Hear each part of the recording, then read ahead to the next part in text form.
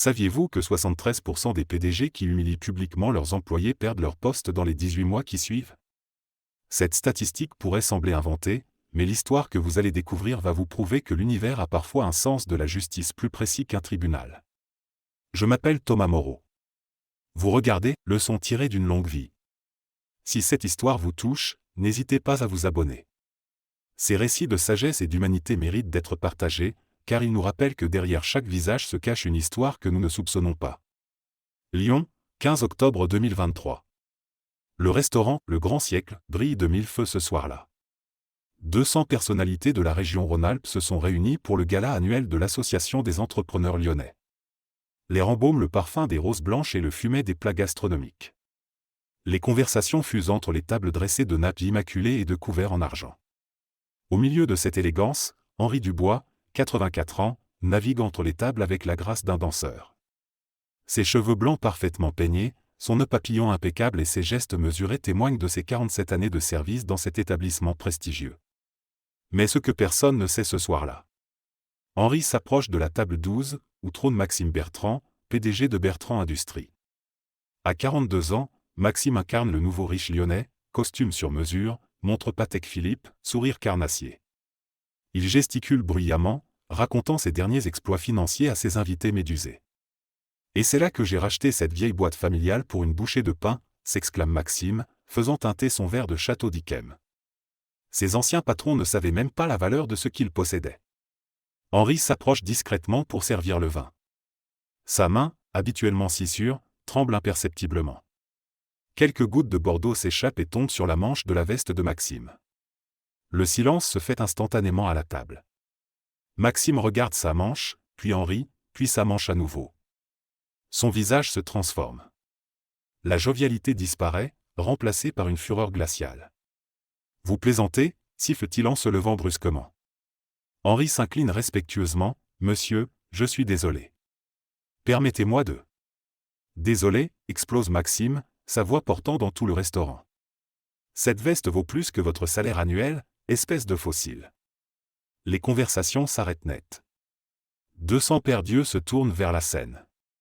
Mais Maxime n'en a cure. Il est lancé. « Regardez-moi ça. Un grabataire qui n'arrive même plus à tenir une bouteille. Qu'est-ce que vous foutez encore ici à votre âge? Vous devriez être en maison de retraite depuis 20 ans. » Henri reste immobile, digne malgré l'humiliation. Ses yeux bleus, d'ordinaire pétillants, se voilent d'une tristesse infinie. « Monsieur, » murmure-t-il, « je vais immédiatement faire nettoyer votre veste. Le restaurant prendra en charge tous les frais. » Mais Maxime n'écoute plus. Il a senti le pouvoir, l'attention de la foule. Il va jusqu'au bout. « Les frais? Vous croyez que c'est une question d'argent? C'est une question de respect. De compétence. Des gens comme vous n'ont plus leur place dans un établissement de ce standing. » Il se tourne vers l'assistance, bras écartés, théâtral. « Mesdames et messieurs, voilà le problème de la France. On garde les anciens par pitié au lieu de laisser la place aux jeunes. Résultat, on se fait servir par des incapables qui... » Sa tirade est interrompue par un flash. Puis un autre. Plusieurs convives ont sorti leur téléphone. Dans cette époque d'hyperconnexion, l'humiliation publique devient instantanément virale. Henri, toujours debout, encaisse chaque mot comme un coup de poing. Ses collègues, pétrifiés, n'osent intervenir. Le directeur du restaurant, pâle comme un linge, se ferait un chemin vers la table, mais il est trop tard. Maxime conclut son spectacle en pointant Henri du doigt, « Disparaissez de ma vue. Et la prochaine fois, envoyez quelqu'un de compétent. » Henri hoche la tête silencieusement, ramasse la bouteille et s'éloigne. Ses pas, d'ordinaire assurés, semblent soudain ceux d'un vieil homme brisé. Mais alors qu'il disparaît dans les cuisines, personne ne remarque le léger sourire qui effleure ses lèvres. Un sourire qui n'a rien de résigné. Un sourire qui cache un secret vieux de 30 ans. Car ce que Maxime Bertrand ignore, c'est que l'homme qu'il vient d'humilier devant tout Lyon. Les premières vidéos de l'incident commencent déjà à circuler sur les réseaux sociaux. #serveur humilie devient tendance en moins d'une heure. Les commentaires pleuvent, indignés. Mais personne, absolument personne, ne soupçonne encore la véritable identité d'Henri Dubois. Et dans 3 jours, quand la vérité éclatera au grand jour, Maxime Bertrand comprendra qu'il vient de commettre la plus grave erreur de sa vie. Le lendemain matin, Henri Dubois se réveille dans son modeste appartement du 7e arrondissement de Lyon. 3 pièces sobres, meublées avec goût mais sans ostentation. Sur sa table de nuit, son vieux réveil sonne 6h30, comme chaque jour depuis 47 ans. Mais ce matin-là est différent. Son téléphone portable, qu'il utilise rarement, clignote de notifications. 17 appels manqués. 43 messages. Henri fronce les sourcils, ajuste ses lunettes et découvre l'ampleur du phénomène. La vidéo de son humiliation a été vue 2,3 millions de fois en une nuit. Les commentaires défilent, honte à ce PDG, respect pour ce serveur courageux, justice pour Henri. Des inconnus du monde entier prennent sa défense. Certains ont même créé une cagnotte en ligne pour l'aider. Henri referme son téléphone, troublé. Il n'a jamais cherché la pitié. Jamais voulu être une victime. Mais le mal est fait. À 7h45, il pousse les portes du « Grand Siècle », comme chaque matin. L'atmosphère est électrique. Ses collègues l'accueillent avec des regards mélangés de compassion et de gêne. Henri, l'interpelle Sylvie, la chef de rang, « Monsieur Delacroix veut vous voir immédiatement ». Le bureau du directeur sent le café froid et l'anxiété. Philippe Delacroix, 55 ans, dirige l'établissement depuis 15 ans. Il connaît Henri mieux que quiconque, mais ce matin, son visage est fermé. « Henri, asseyez-vous. Nous devons parler. » Le ton est grave. Henri s'installe, les mains posées calmement sur ses genoux. L'incident d'hier soir. La vidéo fait le tour du monde. Notre téléphone n'arrête pas de sonner. Journaliste, client, investisseur.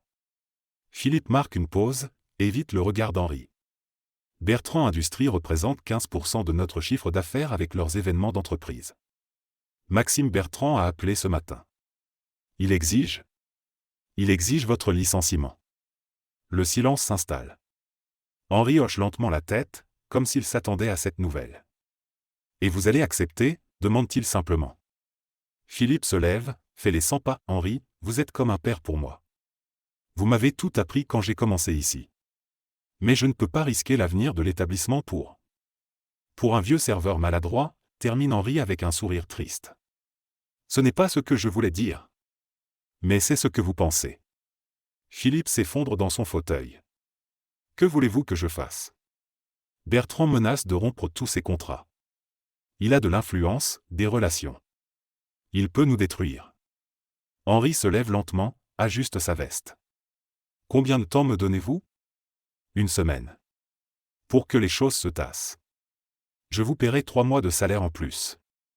C'est tout ce que je peux faire. » Henri acquiesce et se dirige vers la porte. Mais avant de sortir, il se retourne. « Philippe, puis-je vous poser une question ? Connaissez-vous l'histoire de ce restaurant ? » « Bien sûr. Il a été fondé en 1892 par la famille Dubois. Ils l'ont vendu dans les années 90 à un groupe hôtelier. » Henri sourit mystérieusement. « Et savez-vous ce qu'est devenue cette famille ?» Philippe hausse les épaules. « Ils ont disparu de la circulation, je suppose. » Pourquoi cette question ? Simple curiosité. Henri sort, laissant Philippe perplexe. Pendant ce temps, à 15 km de là, Maxime Bertrand savoure son triomphe dans son bureau vitré dominant la Saône. Les tours de la Part-Dieu scintillent au soleil matinal. Il a passé la matinée à recevoir les félicitations de ses associés. « Brillant, Maxime !» s'exclame son bras droit, Jérôme Vasseur. « Tu as montré qui commande dans cette ville. » Maxime sirote son espresso, satisfait. Il faut parfois rappeler aux gens leur place. Ce vieux crouton va enfin pouvoir profiter de sa retraite. Son assistante, Caroline, frappe à la porte. « Monsieur Bertrand ? Il y a un journaliste du Progrès au téléphone. Il souhaite vous interviewer sur l'incident d'hier. » « Parfait. Passez-le-moi. Il est temps de donner ma version des faits. » Mais Maxime ne sait pas encore que ce journaliste, Fabien Moreau, mène déjà une enquête approfondie.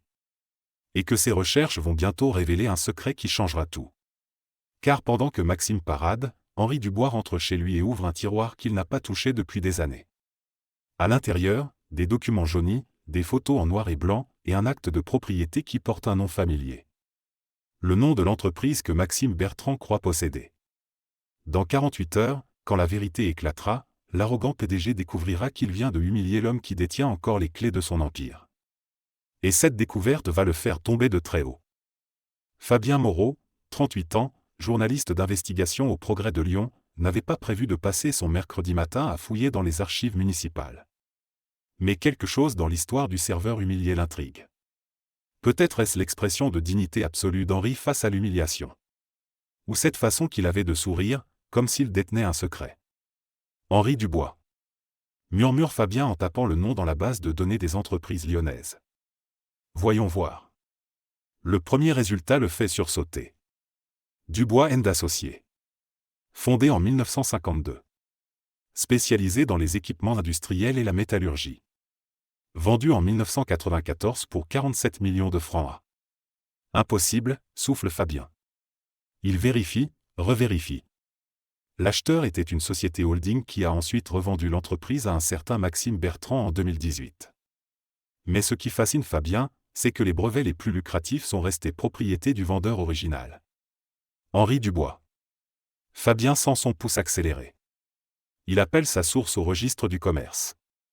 Martine ? C'est Fabien.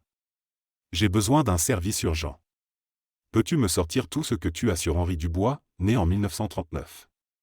20 minutes plus tard, son téléphone sonne. Fabien, tu vas tomber de ta chaise. Ton Henri Dubois possède encore 60% des brevets de Bertrand Industries. Il touche des royalties de 2,3 millions d'euros par an. Et devine quoi ? Il est toujours actionnaire majoritaire de la holding qui contrôle les parts. Fabien manque de lâcher son téléphone. Tu es sûr ? Certaine. Et ce n'est pas tout. Il a vendu son entreprise pour s'occuper de sa femme malade. Elle est décédée en 1995. Depuis, il vit comme un moine et travaille au grand siècle, par choix. Fabien raccroche, abasourdi. L'homme que Maxime Bertrand vient d'humilier publiquement est en réalité son principal créancier. Plus encore, il pourrait ruiner son empire d'un simple coup de téléphone. À cet instant précis, Henri Dubois termine sa dernière journée de service au grand siècle. Ses collègues lui ont organisé un pot de départ improvisé. L'émotion est palpable. Sylvie, la chef de rang, a les larmes aux yeux. Henri, vous allez nous manquer. 47 ans. C'est toute une vie. Henri sourit avec tendresse. Une belle vie, Sylvie. J'ai eu la chance de servir des milliers de personnes, de partager leur joie, leur peine. Que demander de plus ? Mais ce n'est pas juste. Ce Bertrand n'avait pas le droit de... Chut, l'interrompt Henri. Chacun récolte ce qu'il sème. Parfois plus tôt, parfois plus tard. Mais toujours. Il y a quelque chose dans sa voix, une assurance tranquille qui intrigue ses collègues. Comme s'ils savaient quelque chose qu'ils ignorent. À 18h30, Henri range son tablier pour la dernière fois. Il salue chacun individuellement, avec cette politesse désuète qui le caractérise. Puis il sort dans la rue, respirant l'air frais d'octobre. Son téléphone sonne. Numéro inconnu. Monsieur Dubois ? Fabien Moreau, du Progrès. J'aimerais vous rencontrer. C'est important. Henri hésite. À quel sujet ? Bertrand Industries. Et votre passé ? Un long silence. Henri regarde les lumières de Lyon qui s'allument une à une. Café de la Paix, place Bellecour. Dans 1 heure. Pendant ce temps, Maxime Bertrand termine sa journée dans l'euphorie. Les commandes affluent, les investisseurs appellent. L'incident du restaurant semble même avoir renforcé son image d'homme d'affaires impitoyable. Jérôme, crie-t-il à son bras droit. Organisez-moi un dîner demain soir. Les plus gros clients. Il faut frapper tant que le fer est chaud. Où voulez-vous que je réserve ? Au grand siècle, évidemment. Et assurez-vous que le vieux serveur ne soit plus là. Je ne veux plus voir sa tête de fossile. Maxime éclate de rire, savourant sa victoire. Il ne sait pas encore que dans le café d'en face, un journaliste et un serveur de 84 ans sont en train de préparer sa chute.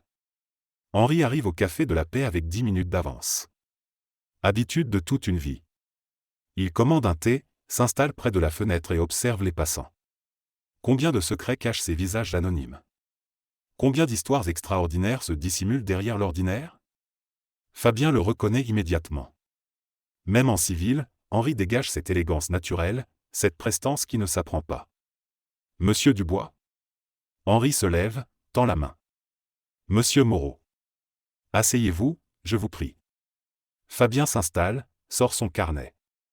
Monsieur Dubois, je vais être direct. Je sais qui vous êtes vraiment. Henri ne scie pas, vraiment. Et qui suis-je? Le fondateur de Dubois & Associés. L'homme qui a créé l'empire que Maxime Bertrand croit posséder. Henri sirote son thé tranquillement. Et alors? Alors? Vous venez de vous faire humilier par quelqu'un qui vous doit tout. Pourquoi ne pas révéler la vérité? Henri pose sa tasse, regarde Fabien droit dans les yeux. Monsieur Moreau, que savez-vous de la patience? La question déstabilise le journaliste. La patience? J'ai 84 ans. J'ai appris que la vraie force ne réside pas dans la vengeance immédiate, mais dans la justice qui vient en son temps.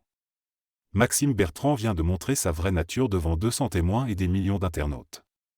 Henri marque une pause, son regard se perd vers les lumières de la ville. Demain, quand vous publierez votre article, il comprendra qu'il a humilié l'homme qui peut détruire sa vie d'un claquement de doigts. Et cette prise de conscience sera plus douloureuse que n'importe quelle vengeance. Fabien frissonne devant tant de sagesse froide. Vous allez le faire? Le détruire? Henri sourit mystérieusement. Je vais lui donner une chance de se racheter. Une seule. Il se lève, pose un billet sur la table. Publiez votre article demain matin, monsieur Moreau. Et nous verrons de quoi est fait Maxime Bertrand. Henri s'éloigne dans la nuit lyonnaise, laissant Fabien avec plus de questions que de réponses. Mais une chose est certaine, demain, quand la vérité éclatera, l'arrogant PDG va vivre le pire jour de sa vie.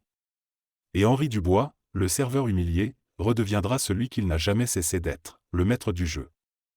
Jeudi 19 octobre, 6h47 du matin. Maxime Bertrand savoure son café matinal dans sa villa de Caluire-et-Cuire, surplombant Lyon. Le soleil automnal filtre à travers les baies vitrées de sa cuisine design. Il parcourt distraitement les actualités sur sa tablette quand le titre du Progrès lui saute aux yeux. Révélation choc, le serveur humilié est le véritable propriétaire de l'Empire Bertrand. Le café se renverse. La tasse se brise sur le carrelage italien. Qu'est-ce que? Balbutie Maxime, les mains tremblantes. Il lit l'article de Fabien Moreau. Chaque ligne est un coup de massue. Henri Dubois, fondateur de Dubois & Associés. Propriétaire de 60% des brevets.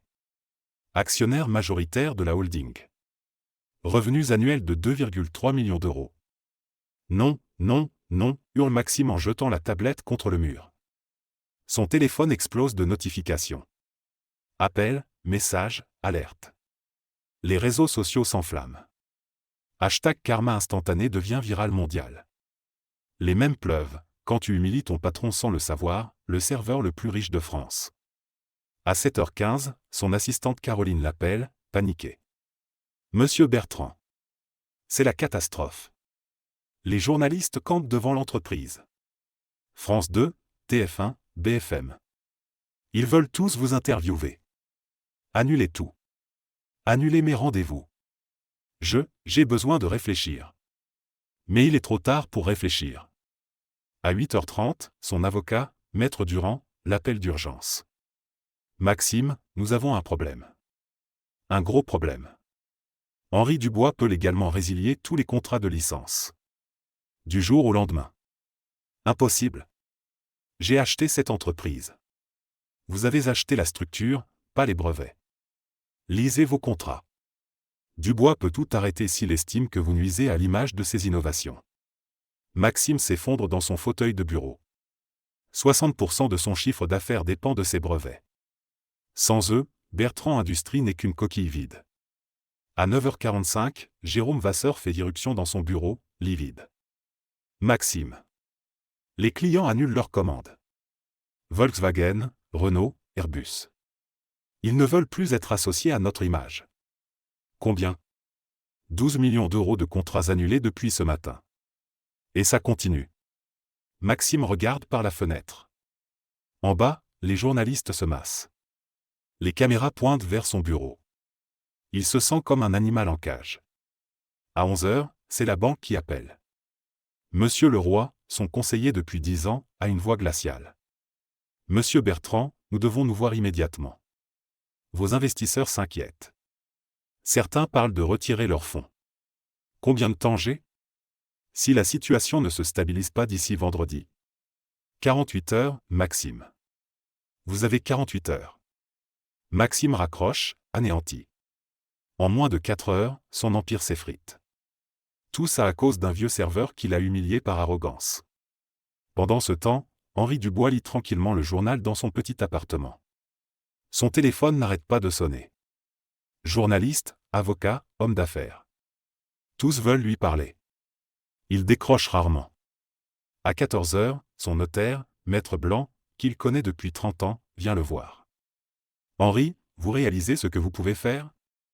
D'un mot, vous détruisez Bertrand. Henri pose son journal, retire ses lunettes. Paul, que ferais-tu à ma place? Moi? Je l'écraserais. Après ce qu'il vous a fait subir? Henri sourit tristement. Et ensuite? J'aurais ma vengeance, et après? Ses employés se retrouveraient au chômage. Leur famille souffrirait. Pour satisfaire mon ego blessé? Mais Henri. Non, Paul. La vraie force, c'est de donner une chance de rédemption. Même à ceux qui ne la méritent pas. À 16h30, Henri fait quelque chose d'inattendu. Il appelle Bertrand Industrie. Je souhaite parler à Monsieur Bertrand. Caroline, l'assistante, reconnaît sa voix. Elle bégaye, mon. Monsieur Dubois? Un instant, s'il vous plaît. Maxime décroche, la voix brisée. Monsieur Dubois. Monsieur Bertrand. Nous devons parler. En privé. Où? Quand? Ce soir, 19h. Au grand siècle. Demandez la table 12. La ironie n'échappe à personne. La table où tout a commencé. Monsieur Dubois. Je suis désolé. Profondément désolé. Nous verrons, Monsieur Bertrand. Nous verrons. Henri raccroche. Par la fenêtre, il observe Lyon qui s'éveille à sa vraie histoire. Dans quelques heures, il va donner à Maxime Bertrand la leçon la plus importante de sa vie. Une leçon sur l'humilité, le respect et le prix de l'arrogance. Mais surtout, une leçon sur le pouvoir du pardon. Car Henri Dubois, à 84 ans, c'est une chose que Maxime ignore encore, la vraie richesse ne se mesure pas en millions, mais en la capacité à transformer ses ennemis en êtres humains meilleurs. Ce soir, au grand siècle, l'élève va rencontrer le maître. Et découvrir que certaines leçons ne s'apprennent que dans la chute. 19h précise. Le grand siècle baigne dans une atmosphère feutrée. Les bougies vacillent sur les tables dressées, mais ce soir, l'établissement semble différent. Plus solennel. Comme si les murs eux-mêmes attendaient le dénouement de cette histoire extraordinaire. Henri Dubois arrive le premier, comme toujours. Il porte son plus beau costume, celui qu'il réservait aux grandes occasions quand il dirigeait son entreprise. Philippe Delacroix l'accueille personnellement, les yeux baissés de honte. Monsieur Dubois. Henri? Je ne savais pas. Si j'avais su? Henri pose une main apaisante sur l'épaule du directeur. Philippe, vous avez fait ce que vous pensiez être juste pour votre établissement. Je ne vous en veux pas. Mais je vous ai licencié. Vous, le serveur qui aimait son travail, termine Henri avec un sourire. Rien de plus, rien de moins. Philippe l'accompagne à la table 12. La même table où, 3 jours plus tôt, tout avait basculé. Henri s'installe face à la chaise vide qui attend Maxime Bertrand. À 19h07, Maxime pousse les portes du restaurant. Il a vieilli de 10 ans en 3 jours. Ses traits sont tirés, ses épaules voûtées. L'arrogance a disparu, remplacée par une humilité douloureuse. Tous les regards convergent vers lui. Clients, serveurs, personnel de cuisine. Tout le monde connaît maintenant l'histoire. Certains chuchotent, d'autres détournent les yeux. Maxime traverse la salle comme un condamné marchant vers l'échafaud. Il arrive à la table 12, hésite. Henri se lève courtoisement, tend la main. Monsieur Bertrand. Merci d'être venu. Maxime serre la main tendue, surpris par sa fermeté. Monsieur Dubois. Asseyez-vous, je vous prie.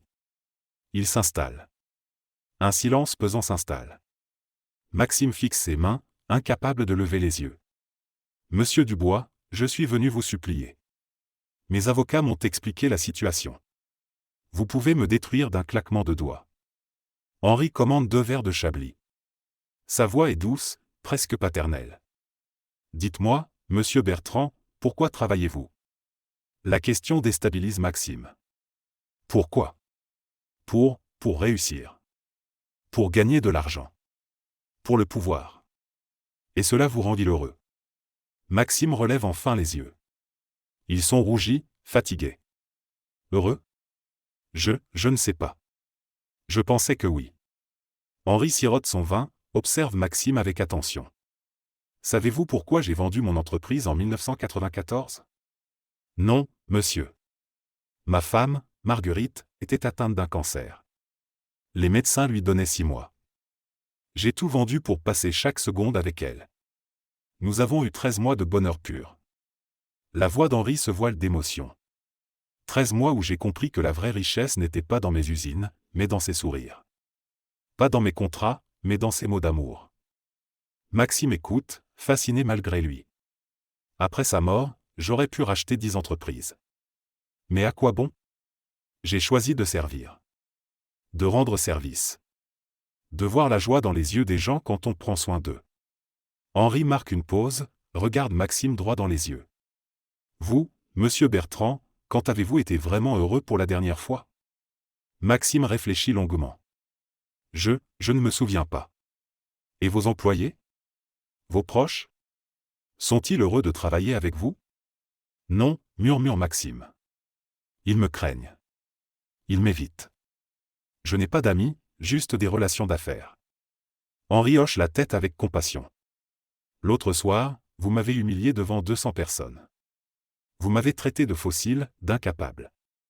Vous vouliez me détruire par pur plaisir. Maxime baisse la tête, rongé par la honte. Mais aujourd'hui, je vais vous offrir quelque chose que vous ne méritez pas, une seconde chance. Maxime relève brusquement la tête. Que voulez-vous dire? Henri sort une enveloppe de sa veste. Voici un nouveau contrat de licence. Valable 10 ans. Avec une clause particulière. Il tend le document à Maxime, qui le lit avec des yeux écarquillés. Vous réduisez vos royalties de 60%? Pourquoi? À une condition, continue Henri. Que vous utilisiez cet argent économisé pour améliorer les conditions de travail de vos employés. Augmentation, formation, respect. Je veux que vous appreniez à diriger avec votre cœur, pas avec votre ego. Maxime tremble en tenant le contrat. Mais, après ce que je vous ai fait? Justement. Quelqu'un m'a dit un jour, on juge un homme non pas à la façon dont il traite ses égaux, mais à la façon dont il traite ceux qui ne peuvent rien pour lui. Vous avez échoué à ce test, monsieur Bertrand. Henri se penche vers Maxime. Mais je crois en la capacité de l'être humain à changer. À grandir. À devenir meilleur. Des larmes coulent sur les joues de Maxime. Pourquoi? Pourquoi me donnez-vous cette chance? Henri sourit avec une tendresse infinie. Parce qu'il y a 47 ans, j'étais comme vous. Arrogant, impitoyable, persuadé que l'argent faisait tout. Et quelqu'un m'a donné une seconde chance. Un vieux serveur, justement, qui m'a appris l'humilité. Il se lève, pose sa main sur l'épaule de Maxime. La vraie richesse, monsieur Bertrand, c'est de pouvoir se regarder dans un miroir et d'aimer l'homme qu'on y voit. C'est de savoir qu'on a rendu le monde un peu meilleur. C'est de mourir entouré de gens qui nous aiment vraiment, pas de notre argent. Maxime signe le contrat d'une main tremblante. Comment puis-je vous remercier? En devenant l'homme que vous auriez dû être depuis le début. En traitant chaque personne que vous rencontrez avec respect et dignité. En vous souvenant que derrière chaque visage se cache une histoire, des rêves, des souffrances. Henri se dirige vers la sortie, puis se retourne une dernière fois. Et monsieur Bertrand? La prochaine fois que vous voyez un serveur, un employé, n'importe qui, rappelez-vous cette soirée. Rappelez-vous qu'on ne sait jamais qui se cache derrière l'uniforme. Il s'éloigne, laissant Maxime seul à la table 12, transformé à jamais. 6 mois plus tard, Bertrand Industries est devenue l'entreprise la mieux notée de la région pour le bien-être de ses employés. Maxime a appris à diriger avec empathie. Il déjeune régulièrement avec Henri, qui est devenu son mentor et, plus surprenant encore, son ami. Et parfois, Le dimanche, on peut voir un ancien PDG arrogant servir bénévolement dans une soupe populaire, aux côtés d'un serveur de 84 ans qui lui a enseigné la plus belle leçon de sa vie. Que la vraie grandeur ne se mesure pas à ce qu'on possède, mais à ce qu'on donne. Pas à ce qu'on domine, mais à ce qu'on élève. Pas à ce qu'on détruit, mais à ce qu'on construit. Car au final, nous ne sommes que de passage sur cette terre. Et la seule chose qui compte vraiment, c'est l'empreinte d'amour et de respect que nous laissons dans le cœur des autres.